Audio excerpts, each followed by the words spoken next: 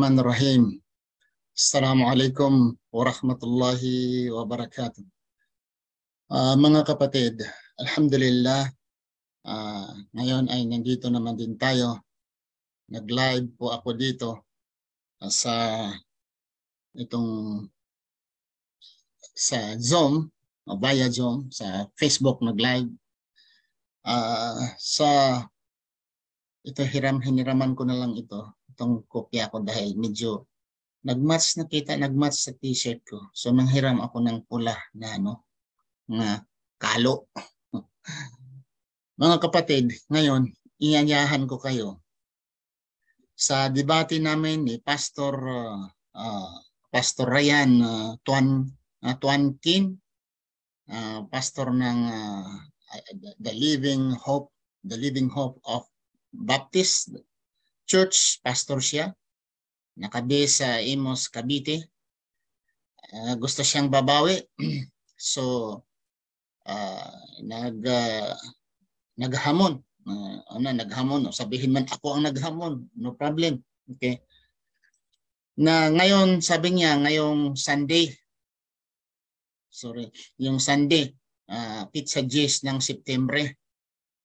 Pizza G's September, mga alas 2.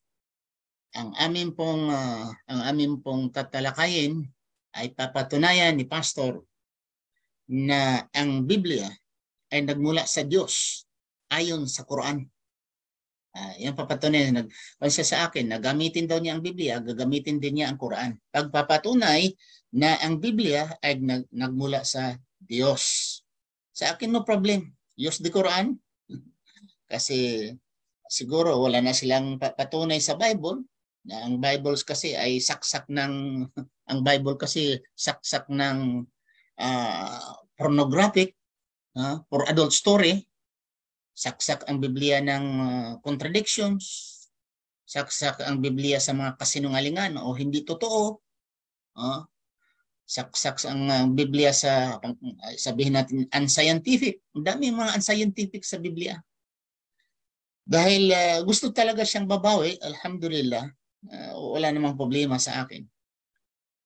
Pero ito ay nag-live lang ako dito kasi kung may mga kapatid na gusto may knowledge sila, gustong mag-contribute, gustong magtanong in their knowledge, knowledge.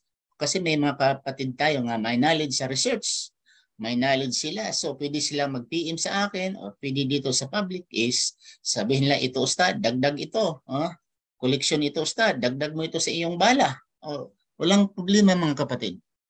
Napapatunayan ko in my negative side, akong negative side, papatunayan ko ang Biblia na ito'y hindi salita ng Diyos.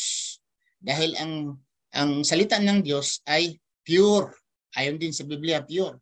Ang salita ng Biblia, sa Biblia, dapat ay katanggap-tanggap sa mga tao, sa mga ultimong mga tao. Tanggap-tanggap sa mga tao. Yan ang papatunayan ko, kapatid. Na ang Biblia, sandali lang, nagdoble ang sound. Okay. So papatunayan ko ang Biblia ay hindi nagmula sa Diyos dahil ito ay saksak ng kasinungalingan, saksak ng mga kontradiksyunes. Paano maging salita ng Diyos ang Biblia? Gusto lang siyang babawi, gagamit daw siya sa Quran. Alam ko na yung mga gagamitin nila pang-depensa, pang-salag nila sa Quran. Gagamitin siguro din niya yung translation ni ang translation sa kitab ay Bible. Ready na ako doon. Mayroong translation kayo sa mga Muslim. Ayaw ko kung totoo ng Muslim, may knowledge. May mga translation kasi na bilang sa alim. Ngayong alim natin group of na andyan ang hadith, nandyan ang translation, different translation of the Quran. Kasama doon, mayroon din nalimutan ko isang translator na nag-translate sa instead of kitab, nilagay niya Bible. Handa din ako no. Kasi actually, kung sino mang translator, mag-translate sa kitab, Kitabullah, tinatawag niyang Torah, tinatawag ng Injil, Suhofi Ibrahim. Kung sino mag-translate diyan, gawin lang wholesale translation na ito'y tinatawag na Bible, sabihin ko, itong translator na ito, I can guarantee him, if he is a Muslim, I can challenge him and debate with him, he has a wrong translation. Kasi nakita ko mismo itong Muslim na ito, inipon niya ang yung Kitabul Injil, yung Torah, yung mga the early writings, itinawag niyang Bible.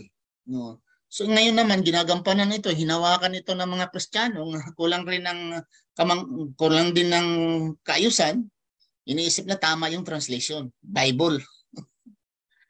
Even the writings of Jesus Christ cannot be called Bible. The writing specific to the New Testament. Bakit? Ang New Testament kasi mga kapatid, una, hindi nga natin masabi yan yung libro niya ni Jesucristo.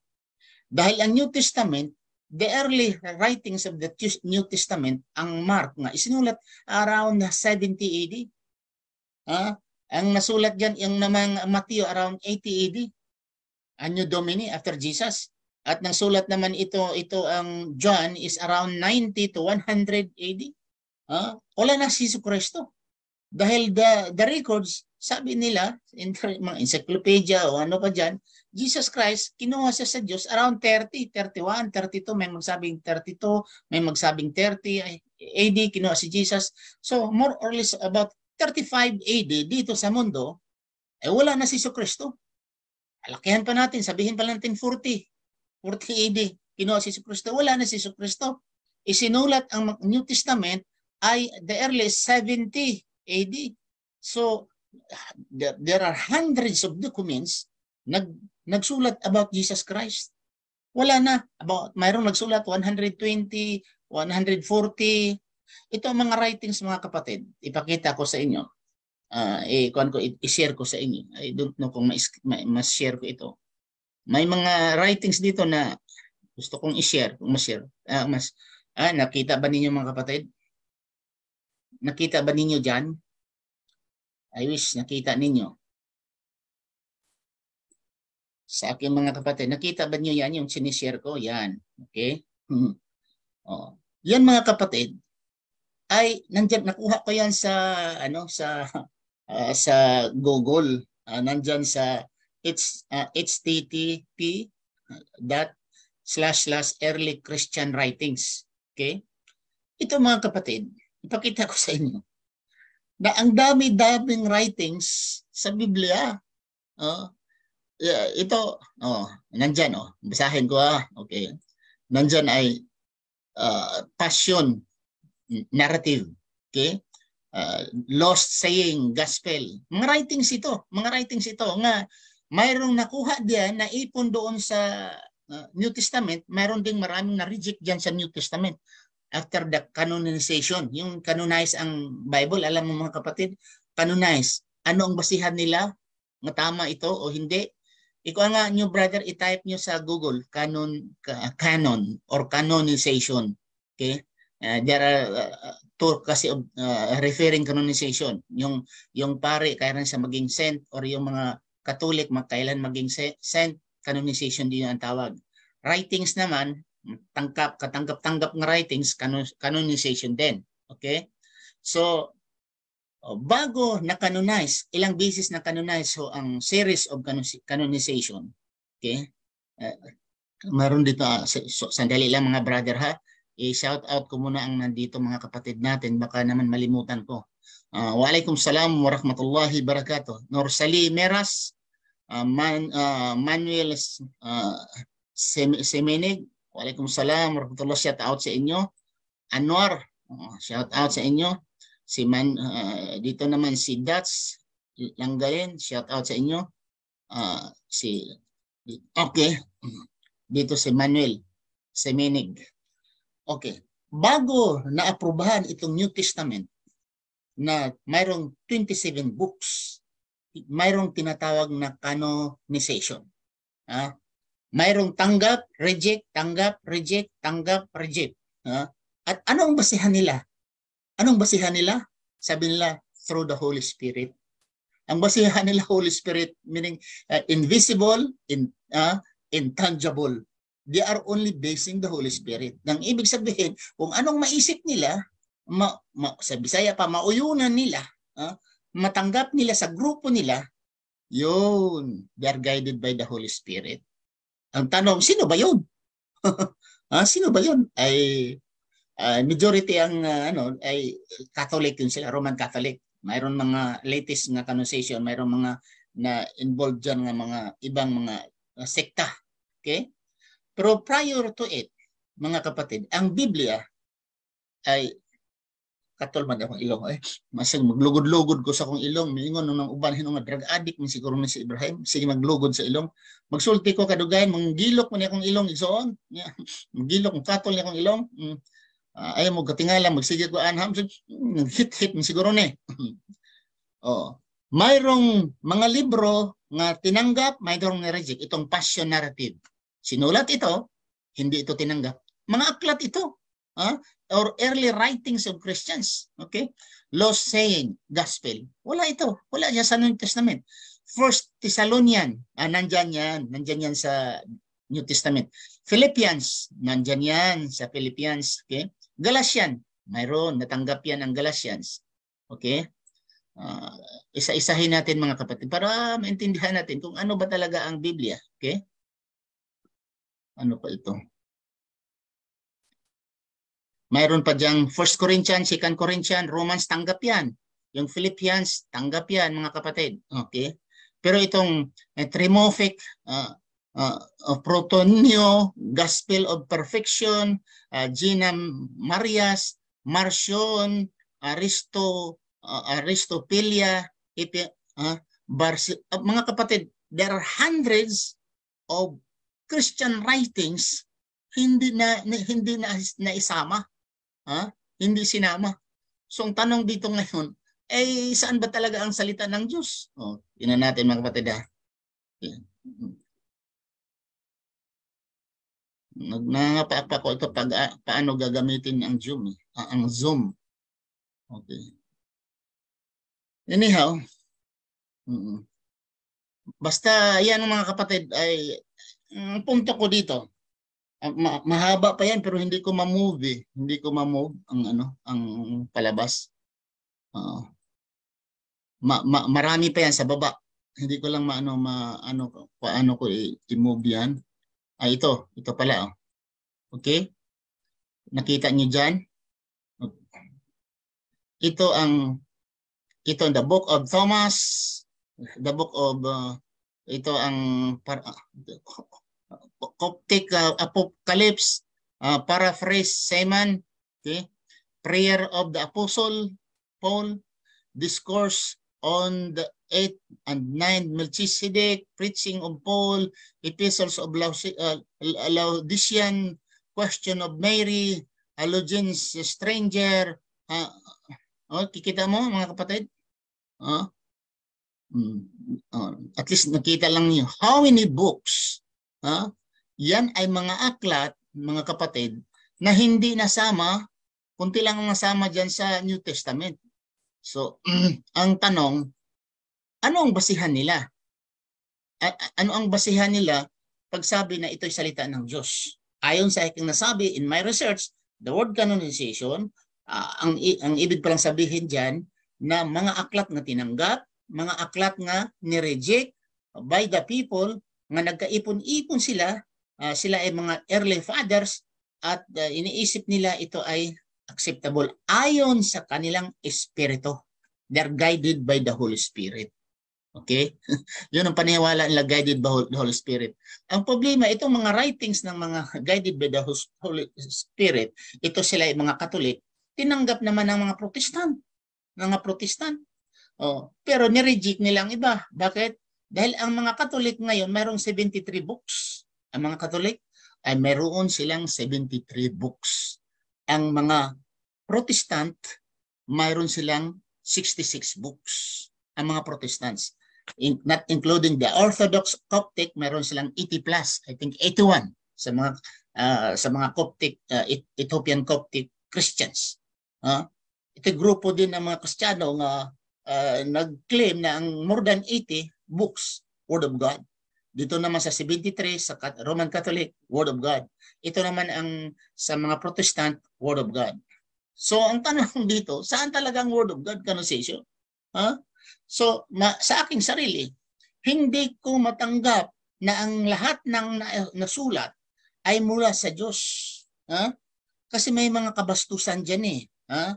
May mga contradictionist dyan. May kasinungalingan. Example ha, mga kasinungalingan nandyan. Okay? Ang kasinungalingan nga tinanggap din ng mga Kristiyano. Minsan mag-argue kami, tinanggap nila. Diyan sa story of Lot. Bakit ba si Lot ginasa sa kanyang dalawang anak? Bakit nilasing si Lot? Si Lot ay nilasing. At pagkalasing ni Lot ay ginamit siya sa kanyang dalawang anak na dalaga. Imagine tatay ka, gagamitin ka sa iyong dalawang anak na dalaga, nilasing ka nila. Sa anong rason? And what reason? Not justify nila ang kanilang action, which some of the Christians believe this. Okay? Na maayon pa, there are no men on earth to marry us so that we can have children.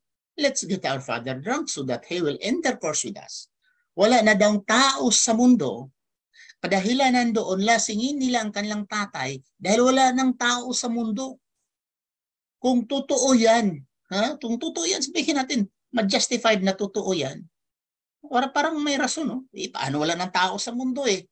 Mamatay yung tatay nila, mamatay din sila, wala silang mga anak, di anong mangyari, di mawala ang lahi sa mundo? Parang totoo, no? Mayroong ibang Kristiyano gagamit yan. Ibang logic ng Kristiyano gagamit yan. Mayroon akong na-enkwentro dyan na wala na kasing tao sa mundo. Paano? Mamatay si Lot, mamatay ang mga anak. Wala nang tao sa mundo. Anong gagawin? Dahil hindi niya alam ang Biblia. Kasi kung totoo, nagbabasa tayo ng Biblia, mga kapatid, before susunog ang Sodom of Gomorrah, si Lot at si Abraham, nag-usap sila. Lot, dumami, sabi ni Abraham. Uncle ni Lot, si Abraham. Lot, marami na tayong mga tao. Tauhan natin dumami na at ang ating mga hayupan. Nag-away-away na kung minsan ang ating mga tauhan. Dahil sa dami nating hayop, mas mabuti pa maghiwalay tayo, Lot. Kung magpili ikaw, diyan sa kanan, doon ako sa kaliwa. Kung magpili ikaw sa kaliwa, doon ako sa kanan. Sabi ni Abraham, bait ni Abraham, di ba? Ang uncle, gano'n naman talaga ang uncle eh. Pagbigyan mo yung pamangkin mo, mahal mo yung pamangkin mo, parang anak mo na rin, mahal mo siguro pagbigyan mo siya.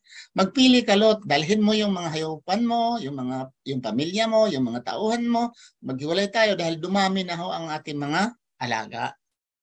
So si Lot, according to the Bible, the record of the Bible, yun, basahin mo sa Genesis chapter 17, 18, basahin mo the story of Lot and Abraham.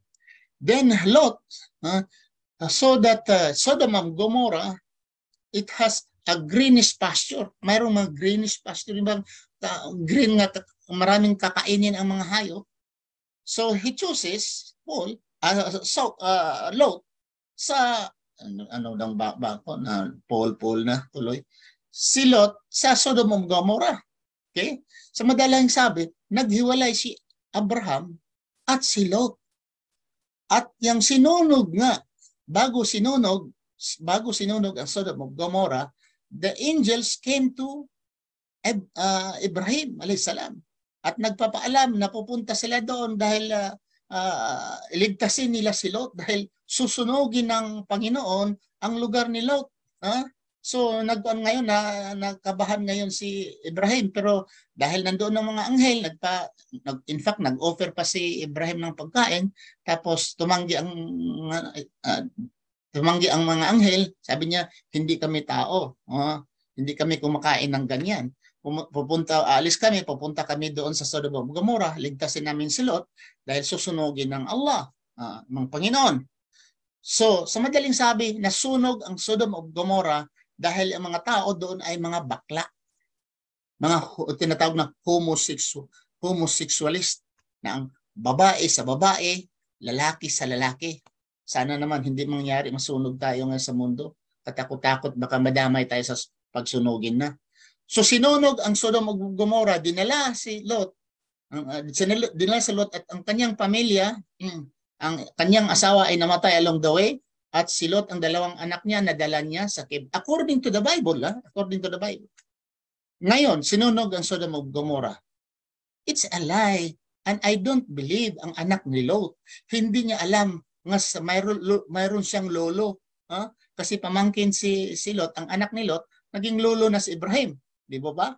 Very impossible nga ang mga anak ni Lot ay hindi nakakaalam nga mayroon silang mga kamag-anak. Nandoon si Ismael, nandoon si Isaac, nandoon si Sarah, doon yung mga tauhan ni Ibrahim.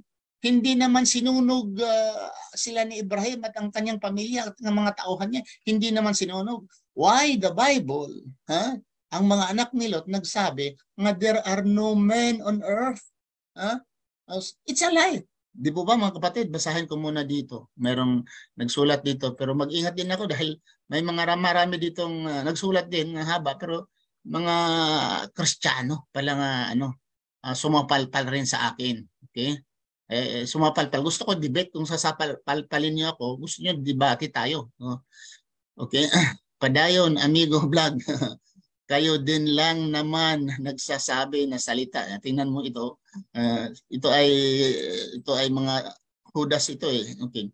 Naman salita ng Diyos ang Quran. Okay? Sabi na.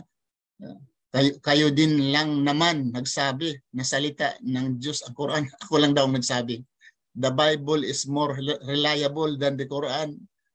Ayaw mo po kung nakabasa ito ng Quran. Okay? Kung reliable, hindi na ako kung reliable ang Bible kaysa Quran, hindi na ako mag-Muslim. Unggoy na ito, hindi na ako mag-Muslim eh.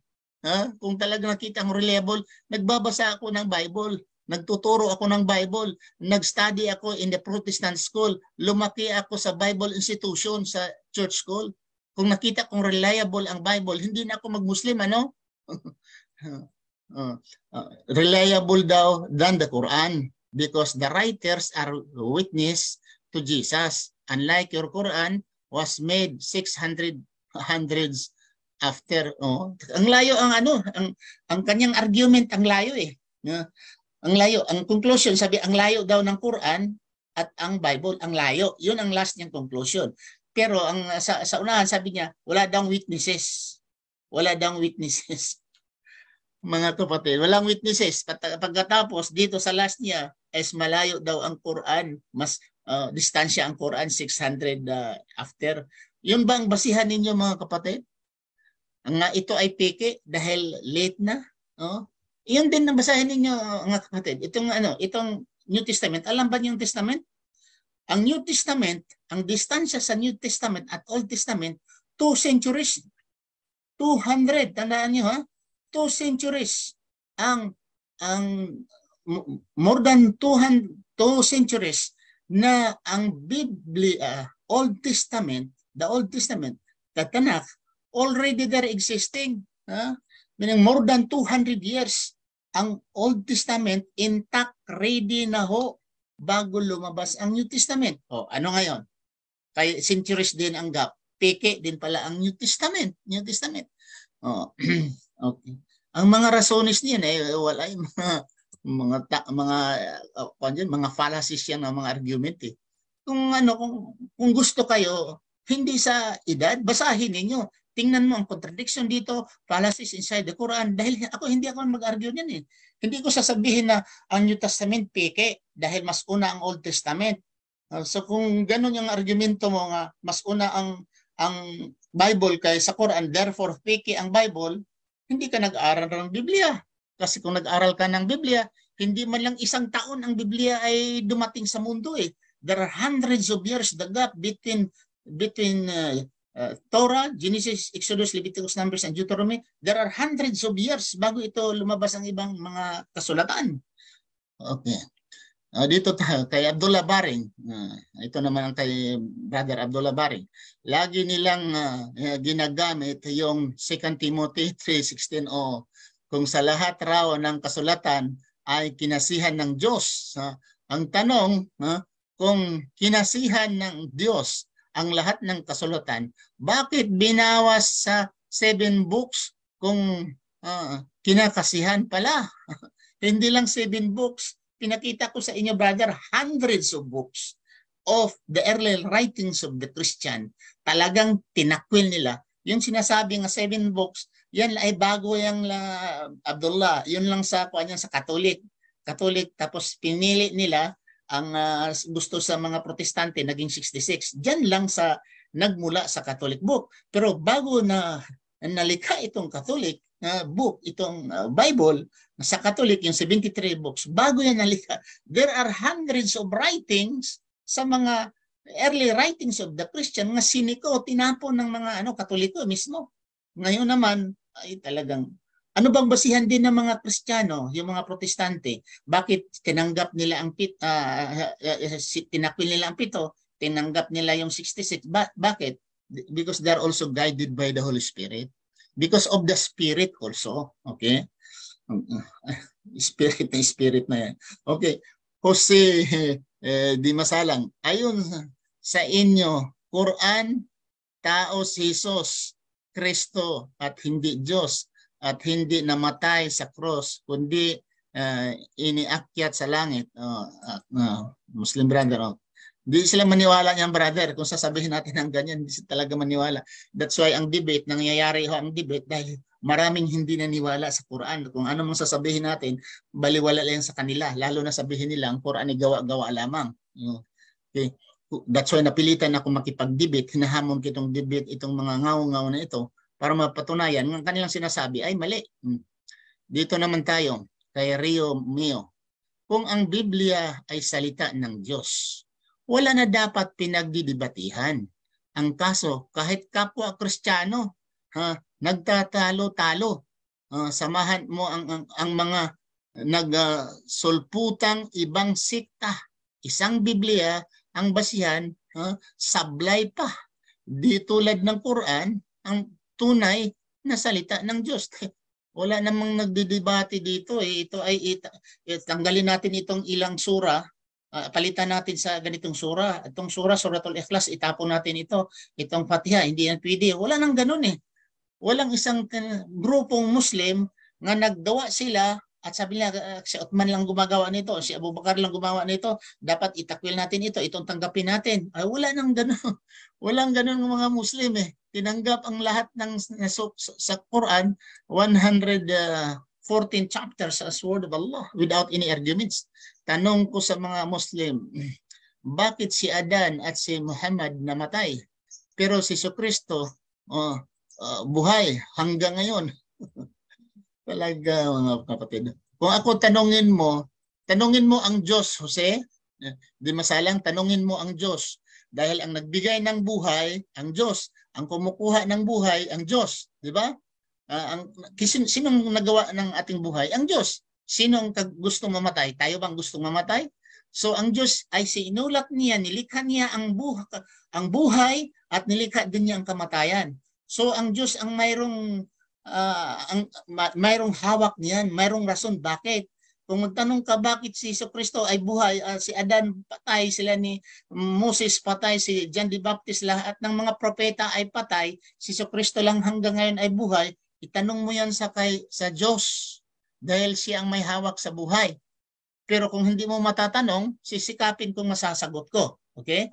Una, sa aming pananampalataya, mga Muslim. Okay? That's why kaming mga Muslim, hindi kami mag-predict or bawal sa amin magpakamatay, kukunin yung buhay namin dahil ito ay bigay lamang ng Diyos o hiram ng Diyos. Hiram natin mula sa Diyos. Ang buhay natin ay hindi atin. Hiniram lang natin mula sa Diyos. Kung babawiin niya ito, anong oras man, bata ka pa, nandyan ka pa sa pupunan ng yung pang edad mo, may sakit ka man, wala. Hindi tayo makapredict. Mamatay na yan dahil matanda na yan. Malapit yan mamatay dahil nagkakasakit na yan. Hindi. Dahil may mga tao nga walang sakit, nandoon nakatayo sa kalsada, nasagasaan. Nakatayo lang sa kalsada, walang sakit, ay nasagasaan. Minsan naghatid pa sa ospital, ang sakit nila, talagang grabe yung hinatid sa ospital. Tapos sila pag-uwi nila, ang naghatid ang nasagasaan, namatay pa ang naghatid.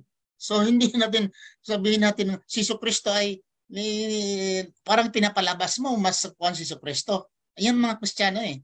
Ipapalabas nila nga talagang magaling, talagang mahigit si Jesucristo sa lahat ng mga propeta dahil hanggang ngayon ay buhay si Jesucristo.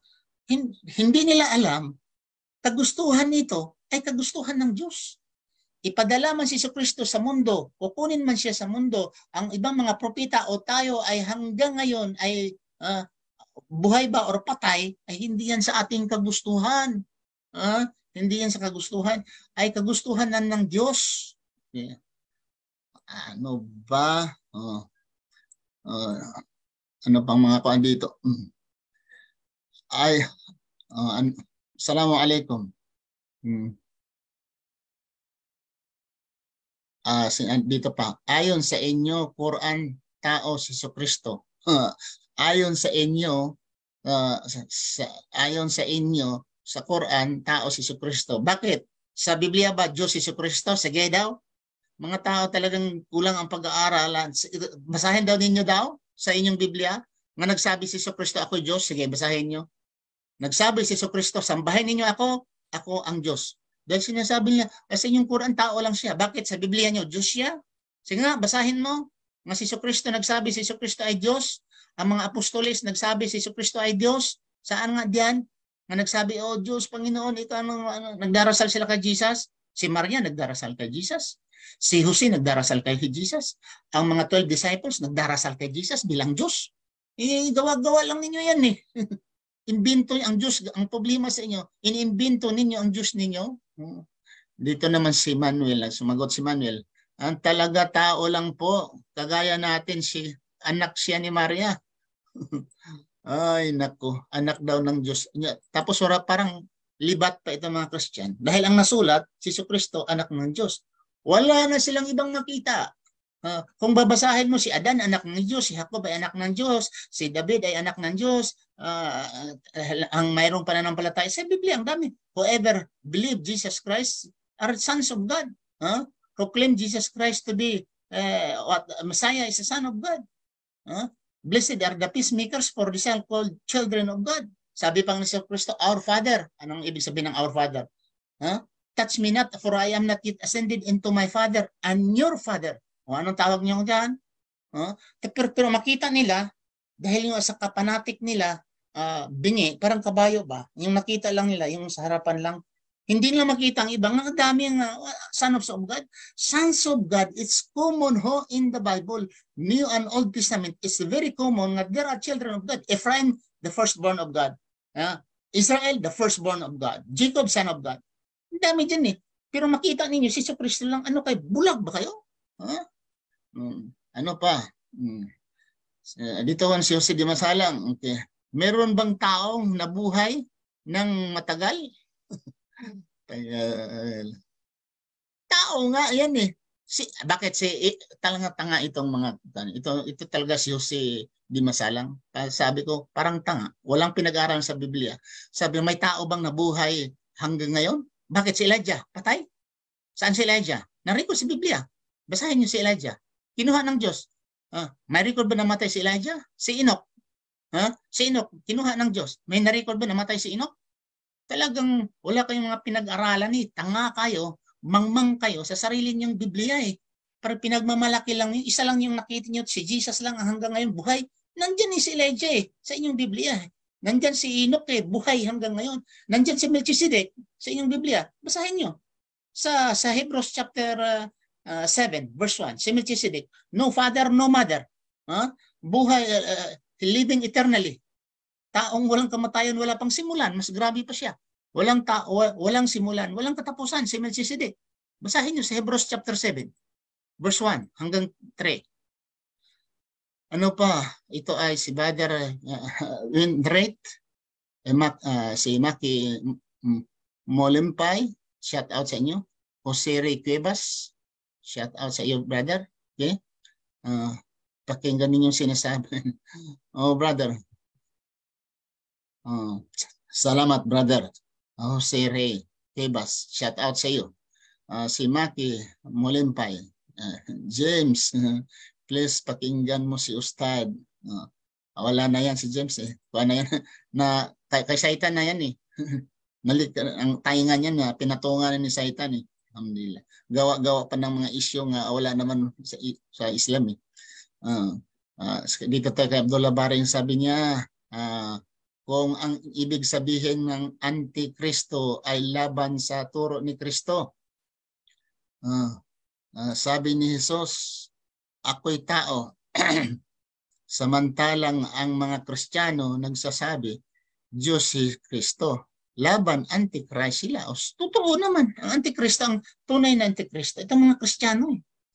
Sinasabi ni Kristo, ako'y tao, ilang beses. Naniwala ba sila? Hindi, dahil si Kristo ay Diyos. Mayroon namang magsabi, tao at Diyos.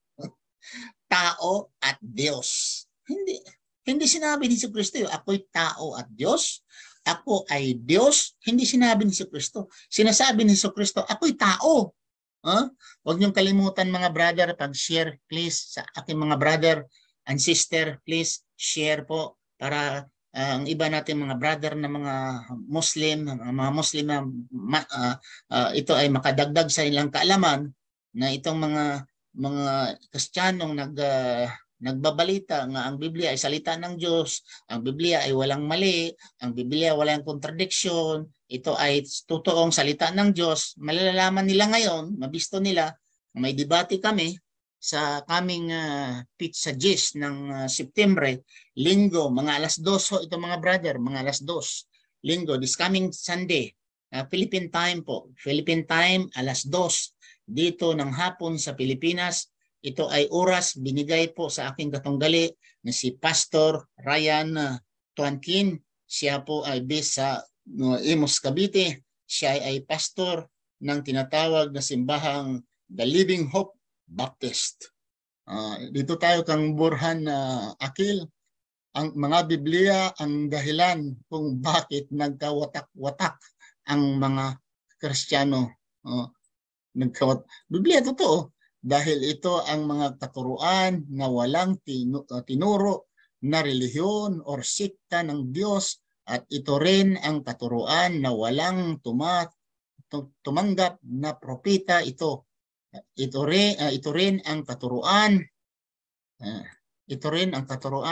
na walang nagbanggit na Diyos at mga propeta hanggang ngayon. Pinagdidibatihan pa nila kung si Jesus, Diyos, Jesus o hindi, pinagdidibatihan nila. Ang lahat ng pastor sa kaanib ng mga Kristiyano ay nagsasabi sila ay totoo, lahat.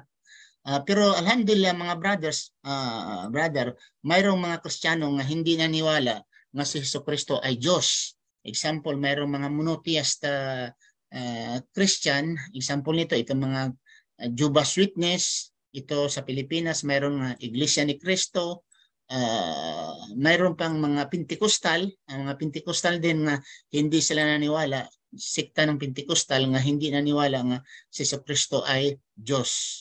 Okay? Dito tayo magbasa, taman tayo dito kay dito tayo kay Wainwright Law. Sumagot siya doon kay Jose de Masalang, walang mamay-ari ng Espiritu Santo. Si Jesus lang. Tayo Espiritu lang. Meron sa atin. Espiritu daw ang mayroon sa atin. Sa Jesucristo walang Espiritu? Walang santong namatay. Walang santong namatay. Walang santong namatay sa cross. Dahil yun ang nakasaad, ganyan tayo kamahal ng Diyos. Tiniis niya ang makita ang kanyang anak sa pinaghihirapan ng mga yan ang kalokohan kamangmangan, kabulukan Bakit? Ikaw yung nga kapatid, may bugtong kang anak. Isipin mo nga, bugtong mong anak. May mga tao kapitbahay mong masasama. Kaibigan mong mga masasama, kilala mo mga masasama, para magbago sila, patayin mo yung anak mo? Where is the logic? Where is the logic? Talagang illogical. Ang doktrina ng Biblia is very illogical. Wala talaga sa isip. Bakit? Ang Diyos ba hindi makapatawad sa tao? Sasabihin lang niya, patawarin ko kayo. Patawarin ko kayo. Tawad na kayo. Bakit papatayin yung anak mo? Kung totoo talagang anak si Kristo, bakit papapatayin? Ang ama ina nga kaya niyang patayin ang anak niya dahil yang sa pagmamahal sa mga taong masasama, buang. Sabi, sorry, my words, buang ang taong ganun. Mahal mo ang mga taong mga masasama kaysa iyong anak? Patayin mo ang sarili mo yung anak dahil may mga masasama, hindi magbago. Para magbago sila, patayin mo. Ay, ngayon, nagbago. Nagkamali ang Diyos para magbago sila. Ngayon, ano ngayon? Ay, hindi naman nagbago. Mas dumami ho ang mga makasalanan ngayon. Hindi nagbago ang mga tao, mas sumubra pa nga, dubli pa ang pagkamasama sa mga tao kaysa kapanahonan ni Jesucristo. Di ba? Mas grabe ngayon. May mga politician ngayon mga corrupt, may mga pulis ngayon na mga corrupt, may mga businessmen nga mga corrupt, nandiyan sa gobyerno mga corrupt, sa mga private sectors mga corrupt din. Ang daming mga corrupt din, at mga pari nga corrupt, mga pastor mga corrupt Di ba? Mayroong mga pare nangagaw pa ng nanguha pa ng asawa, nagnakaw pa ng asawa, may mga bakla pang dahil diyan, Di ba mga kapatid? Mas dumami ang kasalanan. Ano ngayon? Bababa si Kristo at magpapako naman muli. Pakishare lang ho mga kapatid. Ang inihingi ko lang po sa inyo, inshallah, pakishare naman para ho ang ating mga kapatid na iba malaman nila kung ano ang talaga ang katuruan ng Islam tungkol po sa Biblia. Kasi marami ngayon nag-Muslim tapos unos-unos ba? Medyo may paniniwala pa sa Biblia. Marami akong narinig, mga kapatid, kahit ang aking kapatid by blood, kapatid ko sa ina at ama, nandyan sa Lapu-Lapu, si Salah Rumas, ay Salahuddin Rumas, nandyan sa Lapu-Lapu City, sa Cebu. Siya nagsabi sa akin nga mayroon ditong nag-Muslim, pero minsan ginagamit pa ang Biblia nga pagpatunay nga pagpapatunay nga ang Islam ganito. Minsan ba i-contradict niya ang Quran, i-contradict niya ang Biblia sa Quran, i-contradict niya. Bagang may mga side pa sa Biblia nga kinangkampihan niya kaysa salita sa Quran. Tapos sabi niya nag-Muslim na raw. Tapos ginagamit pa niya kung ano ang discussion, pagpapatunay sa kanyang iman, ginagamit pa ang Biblia.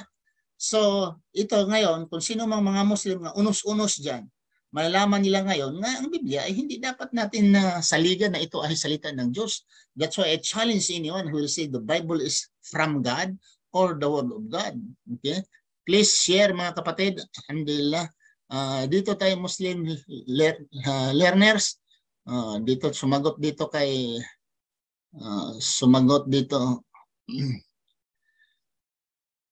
sumagot dito si Muslim learners sa kay Jose Di Masalang, mayroon siyang sagot. Sinabi ko, Jesus ilang taon namatay sa akala nyo? Punta ka din, base mo sa ang edad nila. Sinuwa, kung edad ang habasa ang basihan mo, sinuwa, ang dami ang buhay hanggang ngayon sa kanilang Biblia. Sa Biblia si Enoch nandun sa langit, si Elijah nandoon na sa langit. Mas una pa yun ni Kristo. Ito naman si Rio Mio, sumagot siya kay Jose Di Masalang. Lahat ng nilikha ng Diyos ay may kamatayan. Totoo naman dyan. Totoo naman talaga. Kullu nafsin da'ikatul maut. Lahat ng may buhay ay mamamatay. Or lahat ng mga nilikha ay mamatay. Aralin mo ang Islam para malaman mo ang katotohanan. Oo nga, brother. Manuel Siminig. Babalik pa si Kristo dito sa mundo kasi maglaban pa sila sa Dajjal. Totoo yun sa atin. Sa kanila, hindi. Papunta si Kristo dito daw para maghari na at maghukom. Yun ang iniisip nila. Dito tayo kay Jose Di Masalang, mayroon siyang habol dito. Hinulaan kasi pa sa Biblia, lalo na si Apostol Juan, lilitaw ang mga antikristo. Ang simbahan Katolika antikristo, pero ang Islam ay pinaka-antikristo kasi nilabanan ang aral ng Biblia laban sa aral ni Kristo. Mga kapatid, ikaw Jose, tanga ka talaga. Masabi kong tanga ka at wala kang utak. Bakit? Yung Biblia ba, sinulat ba ni Kristo? At dito ba si Kristo yung sinulat yan? Yung Mateo, Marcos, Lucas, Juan. Sino bang nagsulat niyan? Disipulo? Ay mag-aral ka muna, mag-research ka. Dahil ang mga modern scholars nagsasabi na hindi si Mateo ang nagsulat ni Mateo, si Juan hindi si Juan, ang Marcos hindi si Marcos. Ginagamit lamang nila ang pangalan. May isang early father na gumamit sa pangalan, nagbabasa, itong libro na ito, ang lagay niya pangalan Mateo. May early fathers na nagbabasa eh. Nagbabasa. Isang tao lang nagbabasa diyan. Tapos nalimutan ko, inshallah i-research ko 'yon. Tapos sabi niya, si Marcos ito. Nagbabasa naman siya. Ito si Lucas. Siya ang nag-judge. Siya ang naglagay sa pangalan ito according to Matthew, according to Lucas. That's why ang the New Testament, the four canonical gospel, may pangalang according. Kasi hindi sila ang nagsulat mismo. Example lang I think Matthew chapter 9 verse 9. Sinasabi, when Jesus passed forth, basahin ko. Basahin ko dito saan ba yung Matthew. Example lang dito sa Matthew 9, I think chapter 9 verse 9. Matthew. Sorry. Dito sa Matthew chapter 9 verse 9. Matthew 9:9. Chapter 9 yata, verse 9. Okay. Matthew chapter 9, verse 9. And Jesus passed forth from thence. He saw a man named Matthew sitting at the receipt of custom. And he said unto him, follow me. And he rose and followed him. Sa Tagalog. At pagdaraan sa Mateo in the aklat of Mateo. At pagdaraan doon ni Jesus ay nakita niya ang isang tao na kung tawagin Mateo na nakaupo sa paningilan ng buhis at sinabi niya sa kanya, sumunod ka sa akin, at siya'y nagtindig at sumunod sa kanya. Kung si Mateo talaga ang nagsulat, hindi niya sabalang sa si Mateo, sabihin niya sana. At yung nagdaraan si Jesucristo, nakita niya ako. Ako. Nakita niya ako sana, ako ang nasulat. Sinabi ko, nakita niya iyang isang tao. Nakita niya ako kung si Mateo ang nagsulat, na kung tawagin Mateo. Kung tawagin, ang pangalan ko ay Mateo. Dumaan si Jesucristo, nakakita sa akin, ang pangalan ko ay Mateo, tinawagan niya ako, Mateo, na nakaupo sa paningilan ng buwis. At sinabi niya sa kanya. Di kung si Mateo, sabihin sana, sinabi niya sa akin. Dahil si Mateo ang nagsulat eh. Bakit sinabi dito? At sinabi niya sa kanya, sumunod ka sa akin. At siya'y nagtindig at sumunod sa kanya. Kung si Mateo, hindi niya sabihin nga siya'y tumindig. Sabihin niya, ako'y tumindig at sumunod ako kay Jesus. This is an internal evidence, one of the internal evidences in Mateo, nga si Mateo ay hindi siyang nagsulat sa Mateo. Marami pa dyan. Sa Juan, marami dyan. So, paano masabi nga si Mateo? The Christians, scholars, they said these are anonymous books. There are inconsistencies. Dito, may Biblia ako dito. New American Bible. Itong Holy Bible, New American Bible. Dito nagsasabi, there are inconsistencies of the book of Mark. Kung gusto niyo, picturean ko, ihatid ko sa inyo. Mismo ang introduction of John, ang mga scholars ang nagsabi, there are inconsistencies. Yung bang nagkabangi, bagang nagka-contradiction, hindi nagkapareho, inconsistencies. Ngayon dito. Tapos sabihin niyo, di ba kayo nahihiya? Sabihin niyo, iyan ay salita ng Diyos, mga kapatid. Mahiya naman kayo. So, siguro enough na itong information ng aking na bigay sa inyo, mga kapatid. Inshallah, si Hamza Chongko Goro, May sagot siya. Huwag na niyo sagutin yung mga taong mga sira-uro yan eh, mga matapang lang yan. Ito si Jose Di Masalang, matapang lang yan sa sa keyboard. Talaw, puti ang bayag niyan eh. Puti ang bayag niyan eh. So, paano sa debate yan sa akin? Sana magka-debate kami. Ipapakita ko yun sa kanya yung kamangmangan niya, kabubuhan niya na bawal sa ating mga Muslim dahil tayo mga Muslim, nag-aaral tayo ng Biblia. Nag-aaral tayo ng Biblia. Please, ang aking pong masabi, mga kapatid, maraming salamat sa inyong panonood. Shout out muna dito kay Idris Garrido, Manuel Siminig. Ulitin kong pag-shout out sa inyo. Dito kay kasama si Jose Di Masalang, shout out din sa iyo. Hamza Chungko, shout out. Jason Autida, shout out sa inyo. May tanong siya dito, bakit ka nagbasa ng Bible? Bawal yan sa isang hilonggo na pisot. Astagfirullah. So, ayusin pananalita, Jason, dahil dito ka sa aking teritoryo, magkunting galang naman at ipakita mo ang tunay na pagka-Kristiyano.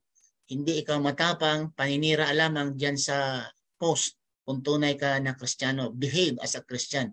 Don't behave like an hoodlum, mga taong walang pananampalataya, walang takot sa Diyos. Kung tunay po kayo na nandyan sa katotohanan, harapin ninyo ako. Tanungin niyo ako. Kung ayaw niyo makipagdebate, haharap lang kayo sa akin, live tayo, tanong lang kayo. Hindi ako magtanong sa inyo. Just ask me and I will answer you. Kung ayaw mong magpatanong, hindi kita tatanungin, you are free to ask me, question me anything. Pero public tayo dito sa Facebook. I will not ask you. Pero kung papayagan ninyo ako magtanong ako. Pero kung ayaw niyo, kayo lang, lurguhan ko kayo. Bigyan ko kayo ng pabor. Kayo lang ho, mag-cross-examine sa akin. Okay? Sino pa? Si Rio Mio. Shout out sa iyo. Leonardo English Jr. Sino kang magsabi yan? Hindi ko lang bagitin, mabaho eh. Leonardo, kung hindi ka tanga, kung hindi ka puti bayag, harapin mo ako, debate tayo. Okay? Manuel Siminig, matapang lang tayo sa keyboard eh. Pero salamat sa inyong panonood. Kahit hindi kayo naniwala, nandito kayo nanonood dahil nakita natin ng mga puti ng bayag, naghahanap talaga sila lang ng maano ang kanilang ma-comment na negative sa Islam. Kung ano-anong sinasabi, ay wala naman tayo dyan. Ay tayo kung papatunayan ko, kung gusto mo, makipagdebate tayo nga, papatunayan ko nga si Prophet Muhammad sallallahu alaihi wasallam ay propeta na nandyan, nabanggit sa Biblia. By name, nabanggit sa Biblia. The prophecy of Prophet Muhammad sallallahu alaihi wasallam ay nandyan sa Biblia. Kung gusto mo, magdebate tayo. Yan ang natin. Gagamitin ko ang Biblia, pagpapatunay na si Prophet Muhammad sallallahu alaihi wasallam isang propeta ayon sa inyong Biblia. Kung ayaw niyo ang Quran, ayaw niyo ang hadith, gamitin ko ang Biblia. Pagpapatunay na si Prophet Muhammad sallallahu alaihi wasallam ay siyang propetang nabanggit diyan sa inyong Biblia. So, maraming salamat mga kapatid. May Allah reward you. Please, huwag niyong kaligtaan naman sa pag-share para makareward din tayo. Laki ang ating reward. Gayon din kayo. Kung ano man aking sinasabi, ito ikabubuti, nakakuha din kayo ng malaking reward. Kagaya rin kung anong nakuha kong reward, ang Allah rin ay may bigay sa inyo. Ang lahat ng gawain ninyo ay sa ating mga kamay, sa ating utak, ang Allah nakakaalam at ang Allah mag-reward sa atin dahil tayo ay darating din sa atin ang kamatayan. Ito nga, sinisikap ko magsalita habang buhay pa, habang hindi pa ako nagkasakit dahil darating po ang panahon na bigla lang tayong kunin ng Panginoon dahil wala tayong alam kailan tayo mamatay. So gamitin natin ang ating edad sa mabuting paraan sa pagmensahe kung ano talaga ang salita ng Diyos, salita ng Prophet Muhammad sallallahu alaihi wasallam at itong mga mungmong at mga mangmang ay makakaalam sa tunay na katuruan ng Islam. Maraming salamat. Ako magsabi, Subhanakallah Allahumma bihamdika asyhadu an la ilaha anta astaghfiruka wa atubu ilaik. Assalamu alaikum wa rahmatullahi wa barakatuh.